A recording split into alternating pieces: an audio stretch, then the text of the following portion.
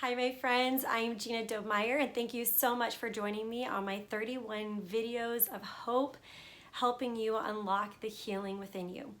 I found a comfy spot in my house. I was searching everywhere just to sit and talk with you guys, and so I hope this is just a cozy, as though we're just sitting face to face, and that you have a friend.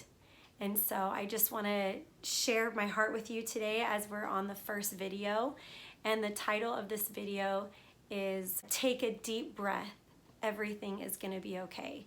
And at the end of this video, we're going to go over 2 exercises together and hopefully work through some painful moments in our life and be able to hold on to some hope and healing. My friends, healing is available for everyone. It's just a matter if we reach out and grab it and we keep putting one foot in front of the other and keep showing up in our everyday life, no matter how hard it gets. I want to just set some things at ease. Wherever you're at, it's okay. If you are right in the midst of a loss, or if you're months into it, weeks into it, years into it, my friend, there is no timeline with grief. And I just want you to know that everything's going to be okay, and that we're going to work through some things together. So we're just going to get to know one another. I love to hear from you once we get going in this, and if you feel comfortable, I know it may take some time. No rush and no pressure. Just let everything through this video be able to soak in and take what resonates with you. So there may be some things that I say that don't resonate, and that's okay. I'm not claiming to know it all, and I don't claim to have all the answers. But I do have some help for you, as I know that I've personally walked through my own journey and my own loss, and I've spent years doing some personal work within my life, and I hope that the work that I've done and still currently doing is only just a seed to drop into your heart, and then you take it wherever it needs to go within your life. Just a little background story. The reason why I started the 31 videos of hope is because this month, starting October 1st, is Pregnancy and Infant Loss Awareness Month. And so every day I'm just going to be jumping on, doing a quick video to help you unlock the healing within inside of you. So let's begin. All right, so today we're talking about take a deep breath. Everything is going to be okay. This all started when I went through my first loss. I experienced a stillborn and also a late-term miscarriage. I have 2 beautiful, healthy girls that are now 10 and 8, and my third baby, I was another girl. Her name is Annabelle Grace, and she was my stillborn at 6 months old, or 6 months pregnant with her. And then my 4th baby was our baby boy, Ethan, and I had a late-term miscarriage, a D&C with him, and I was about 14 and a half weeks with him. And so I will tell you right off the bat, 2 completely different experiences, both extremely painful to walk through, but both awakened me in a way that has really both have knocked me on my knees for 2 different situations, and not only me, but my husband and my girls at the same time. And so we have learned a lot through this process. And with Annabelle, it's been 5 years now since we've lost her. And honestly, I still say they're still living with us today. Ethan was 2 years ago. And I choose to take on the perspective that my babies are still with me every day. And I hope that you too take on that perspective, because we now have been awakened. If you've ever had a stillborn loss or a late-term miscarriage or any type of loss in your life, you know that it pulls out the depth of your pain and your suffering. And so it brings us as close to death as possible, as much as close to life, because in death, in darkness, light has to shine. And we have to grab onto some sort of hope so that we can keep living and keep being the creators and author of our life. And so I wrote this little paragraph that I just want to read to you real quick about your breath. I wrote this as my first blog entry after I lost Annabelle. It was a year later, I started blogging and writing for myself just as a tool to heal within. And in return, it started to help people. So here's what I wrote. Take a deep breath. Everything is going to be okay, is what I would tell myself. But I didn't know how it was going to be okay. In one moment, I stood breathless. I thought more about breathing than ever. I would take a deep breath in, and for the first time ever, I was thinking about how I didn't want to let that breath out, because I felt like every time I let a breath out, that meant time was moving and I wanted time to stand still. It was as though I didn't even know my right hand from my left hand, or I didn't know if it was turning a light on or off. They all seemed the same to me. Life was at a standstill and I didn't want it to move. I wasn't thinking in a normal state of mind. But then I thought, what is normal again? Will there ever be normal? I was afraid of time. Fear gripped me, and I could only imagine how fear has gripped you. And it's not every day that you hold a baby in your arms that's not breathing. And in return, you also feel like a piece of you has now gone missing. And now what's left are just imprints on your heart. Not only was that moment in the hospital and then carrying on through our second loss, did those 2 moments feel as though time had stood still, but the life that played out after that. As many of us know, life keeps moving. It doesn't stop. But I will say a piece of you will stop when something tragic and something in your life brings you to your knees. And I want you to know that that's okay. Those moments that make us stop should be there to also awaken us in such a way that we begin to see in a new way, begin to hear in a new way, feel and breathe and find our breath, find a new normal within our life so that we can become whole again. This, my friends, takes a lot of time.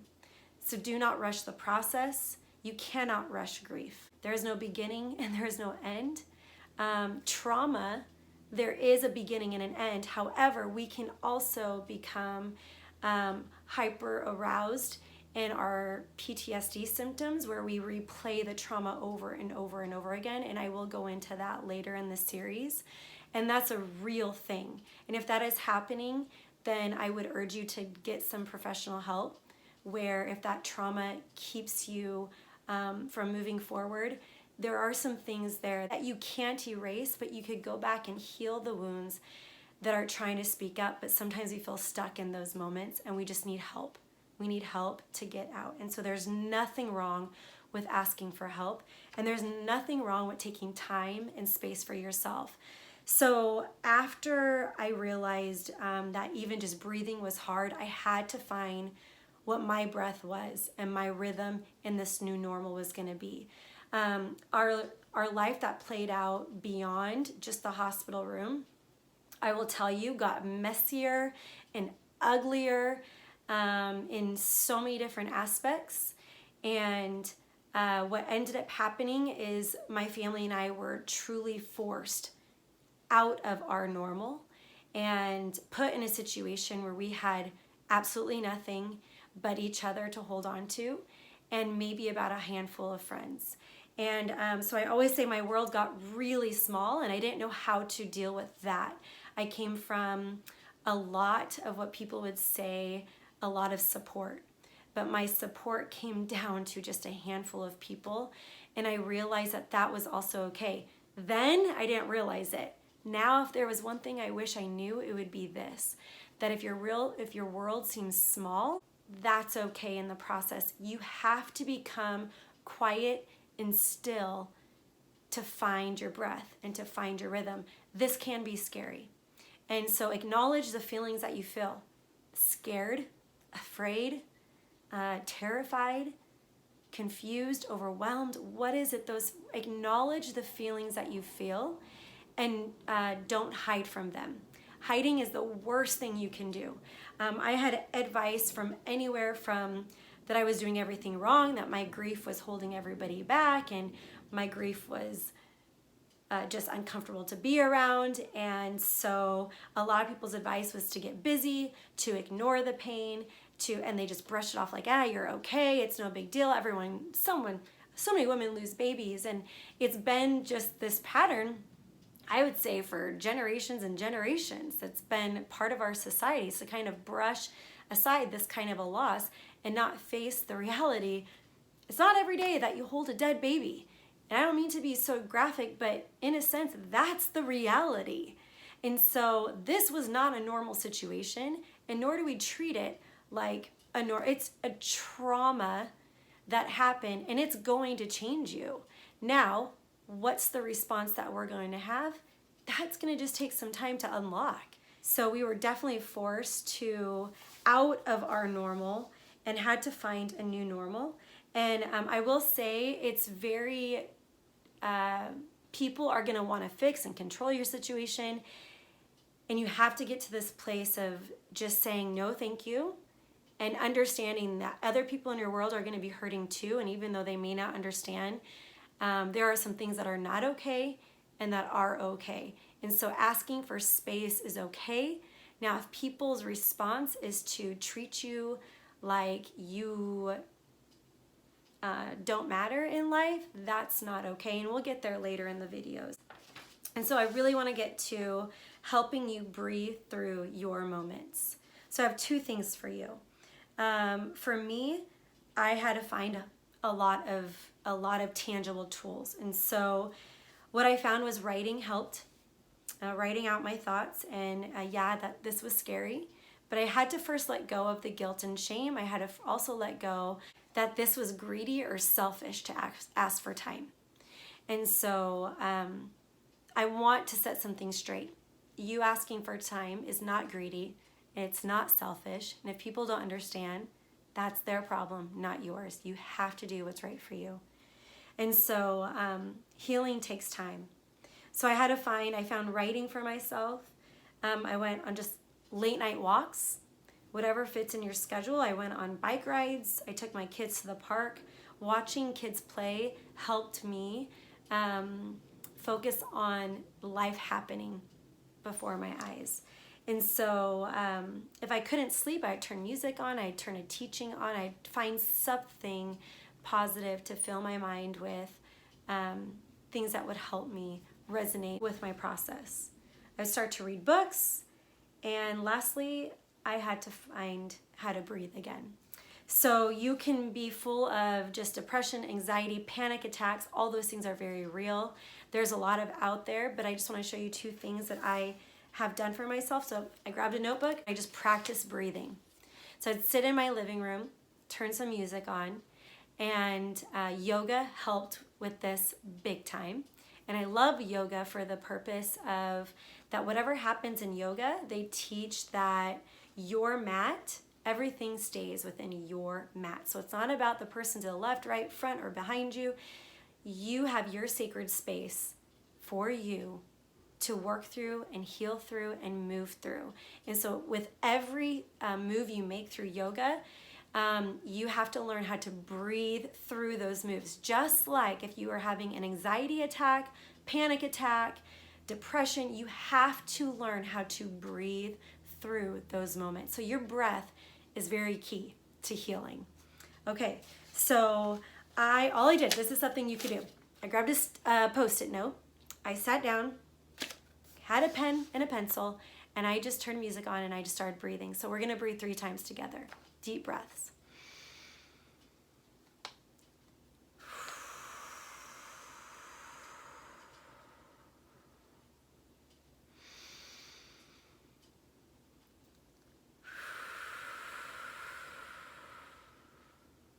And what I would do is I start to pay attention. What is it that's running through my head?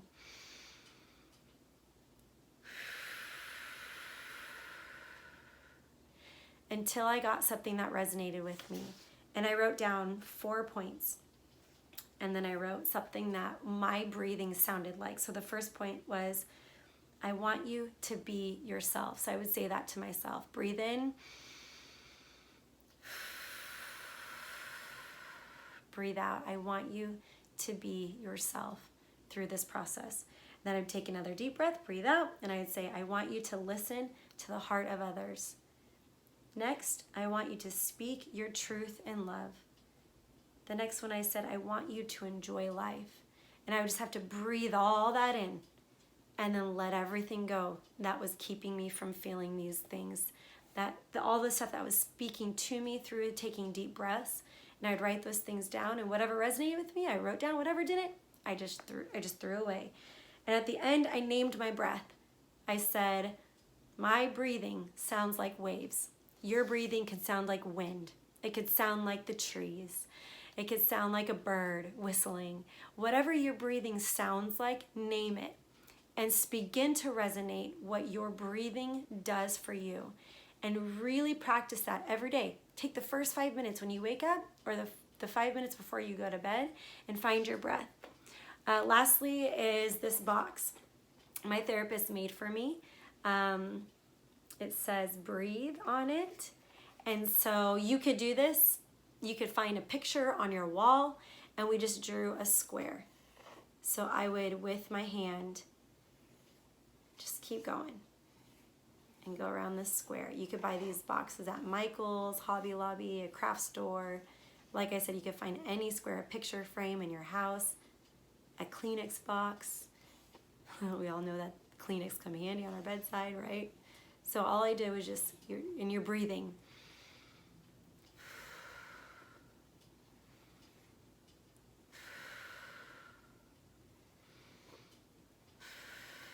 And you do that till you have a calm state. And on the bottom, this is now becoming aware of all your senses again. And so we put Velcro on the back here. So when you put Velcro on the bottom, you stick it on the bottom. And then when you pull it up, it detaches you from thinking about something else, and it allows you to think on a noise. Practicing hearing again. Hearing something other than those loud noises in your head, and grabbing onto, this is for you when you have anxiety or panic attacks. This is for you when you're out and about. What is it that you hear? What is it that you see that you could just, in your mind and with your eyes, draw a square, breathe in, breathe out, right? If you need to step into a bathroom while you're out to eat and go do this, you excuse yourself. People don't have to know what you're doing. But she put a squishy toy in there, and just gives you something to feel again. Put a cotton swab, put essential oils on there. I put like a lemon scent, and you just breathe it in. It gives you that awareness and awakening that something is beyond your depression, beyond your anxiety, or beyond your panic attacks and PTS symptoms. And it puts you in a state of mind of waking up and bringing you back to the present moment, and then focusing on what you could do right now for your life. Okay, we put a mint in there, so your taste. So if you don't have something, like if you have gum in your purse or in your back pocket, put gum in your mouth, or drink some water, something that you could do. Also just for feeling, identify something with like a color out there, seeing something, something like taste, tea bags, something that you could do. Now holding on to something or noticing something like the flower blooming right in front of you. And I picked a butterfly. She had these little like trinkets in her office, and these are a key. And so I just picked some little things that resonated with me and practice this. You guys, I put this in my glove box in my car, and in the first few months, I just would practice. Okay, I'm gonna sit in my car for like 5 minutes and just go through what it's like to hear again, see again, something that takes me outside of my grief and outside of the depression, acknowledging still that it's real. I'm still in that state of mind, but then also bringing me back to ground. Grounding exercises are huge, and that's where your breath comes into play. So I really want you guys to learn something. I'm going to be sharing tools along the way with you. I hope that you guys share, subscribe. I also would love to hear from you. What is it that's helping you? What's resonating? What's not? What is it that maybe I can add in these videos and help better explain things that you're possibly going through that you just need help with? I'm here for you. Like I said in the beginning, I am your friend, and we're going to help walk through this together. You guys, this is just the beginning for you. I had to put myself in the state of mind that I had to believe. I have to believe that there is hope and that there is healing. If there are other people that can go through this too and still live life beyond what we could see or hear or feel in those moments, I had to. If I kept hearing all these stories that people survived great traumatic experiences in their life, and every time I would hear another story, I would say, that's going to be me one day. Then I'm going to get up that next morning. I would tell myself, every day is a new day. I have a new day tomorrow. If today didn't go as good, it's okay. Tomorrow's a new day for myself. And so practice. What is it that you need to start saying to yourself? We're going to talk about becoming your biggest encourager. We're going to talk about some really hard things. And I just hope you stick around through the 31 videos of hope. Hope today blessed you. Again, much love. And I always want you to remember that you are not alone.